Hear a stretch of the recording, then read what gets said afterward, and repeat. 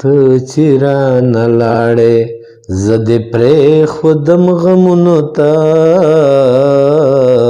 ته چې رانه لاړې زه دې پرېښودم غمونو ته یاره مخامخ دې کړم د سرو لمبو ورونو ته سرو لمبو ورونو ته مینا زما ډکه د پښتو او د غیرت نه ده مینا زما ډکه د پښتو او د غیرت نه ده پښتو او د غیرت نه ده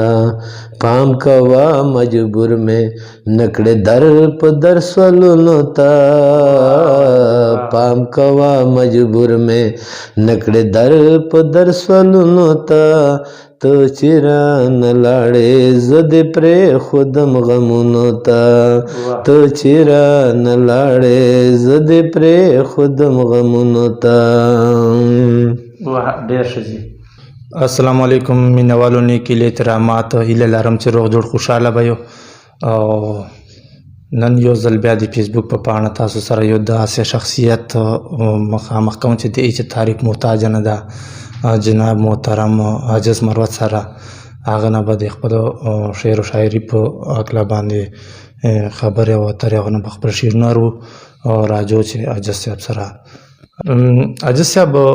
یو پوښتنه کوو، د غزل ته غزل ولې وایي؟ غزل ته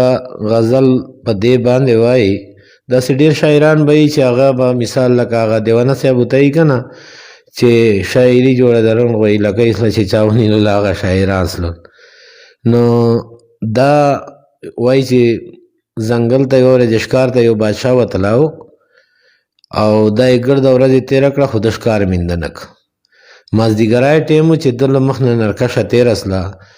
نو مرکشه مخ چې روانه ده پرېږي په دې سوچ باندې چې زه بچیانو ته خوراک ورکړه شودې ورکړه. او بادشاه دا وایي چې یاره ښکار مې مینده که زیړ مازدیګر چې تس لاس نسه لاړ. اخري چې کله دا یې غار ته رسېدله نو دا یې وروسله ځکه چې ګرځونې چې راتله نو دلته د غې سیر وباسه او په لیندیا ور خلاصه کړله. نو سم دې داسې ورته وکتله غې سای دې په زړه باندې ولګېده نو سترګې نه یې اوښکې راغلې. ورته ویله چې ظالمه داسې خو دې چې نه وی کړي چې ما بچیانو ته خو خوراک ورکړی وی شودې خو مې وروی. نو کله چې بادشاه ورغی ویې کتل هغه ماشومان وو د دې بچیان وو هغه نرکشې وال هغه سرې خولې نیولې وې او مور ورړنګه سله. نو دلته د افسوس وکړه د غزل له افسوس نه جوړ سلی ده چې یاره مایوسي راغله پسې. نو دیر جي نه غزل ته غزل په دې نام باندې وایي چې مایوسي راغلی ده افسوس لکه یو شي نه افسوس وکړې. مننه مینوالو. راجو چې اوس عاجز صاحب نه یو په ترنم باندې غزل. نو بدې خان ورور روبایي ده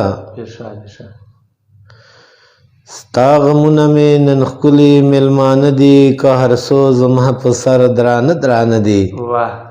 د زړه غوښې ورکوم چې خفه نه شې دا زما سره اخته له ژونده نه دي. او لږ وفا را سره وکړه خدای دپاره ستا غمونه مې دردونه لړمانه دي. او چې یار نه راځي زما په لاره خدایه معلومیږي علامې د بېلتا نه دي. او یو ته نه یې مروته ورته ګوره عاشقان ټول د خوبانو ایبانه دي. د محفله پاسېدلې بهانه دې وکړه ته د محفله پاسېدلې بهانه دې وکړه لکه د چا نه شرمېدلې بهانه دې وکړه لکه د چا نه شرمېدلې بهانه دې وکړه. داوی خولې دغه مزدور که د مظلوم وینې وې داوی خولې دغه مزدور که د مظلوم وینې وې که د انګور اوبه د څکلې بهانه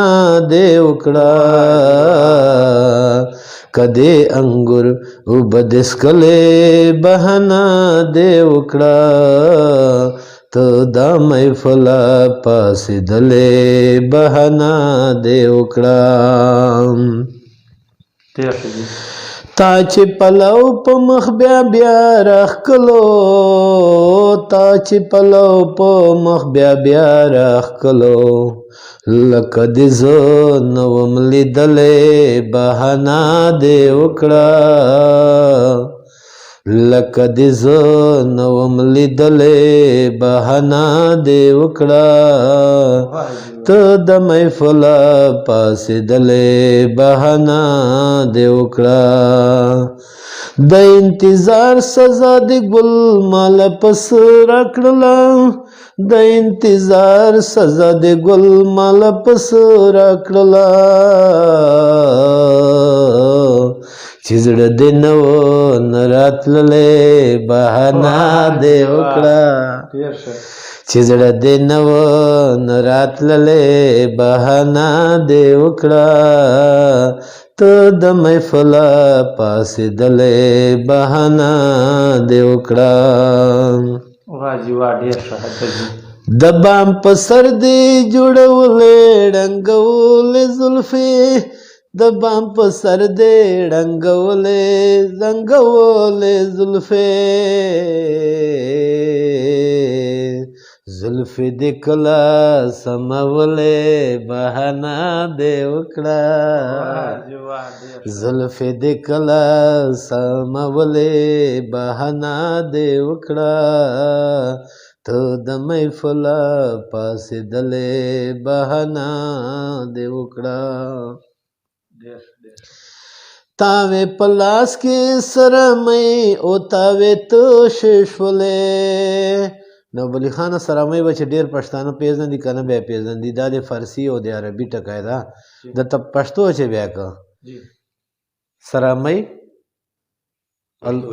درته پښتو چې بیا تېر که سرمۍ وایي تاوې په لاس کې ګډې وی او تاوې تشې شولې سرمۍ وایي ګډې وی ته فارسي چې امۍ وایي عربي چې اوبو ته تاوې په لاس کې ګډې وی او تاوې تشې شولې تاوې په لاس کې ګډې وی او تاوې تشې شولې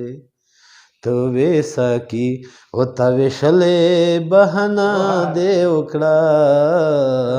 ته وې ساقي او تاوې شلې بهانه دې وکړه ته د محفله پاڅېدلې بهانه دې وکړه اخري کې ته دا وتایي چې زما مروت په مرګ دې زړه و په رښتیا و ظاهر زما مروت په مرګ دې زړه و په رښتیا و ظاهر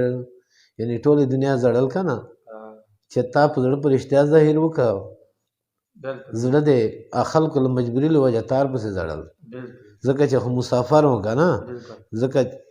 مسافر مرګ ده چې وطن نه ورکېږي که نه په سفر باندې درومې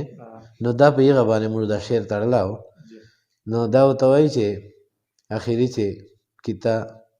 زما مروت په مرګ دې زړه و په رښتیا و ظاهر زما مروت په مرګ دې زړه و په رښتیا و ظاهر که دا ورسم جړېدلې بهانه دې وکړه که دا ورسم جړېدلې بهانه دې وکړه ته د محفله پاڅېدلې بهانه دې وکړه مننه عاجز صاحب د موږ د تا ډېره شکریا ادا کوو چې دومره په قیمتي وخت د ټیم راکړه مینه والو موږ خپل پروګرام سرته رسوو د لوی الله